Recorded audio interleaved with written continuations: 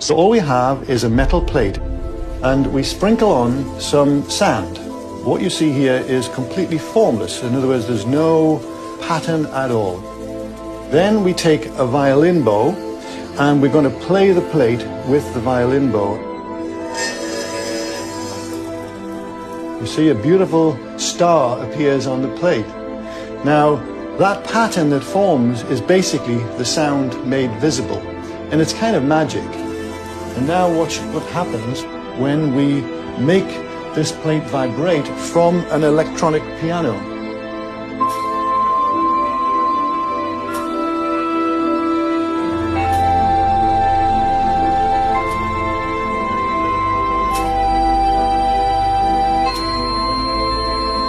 Isn't that neat?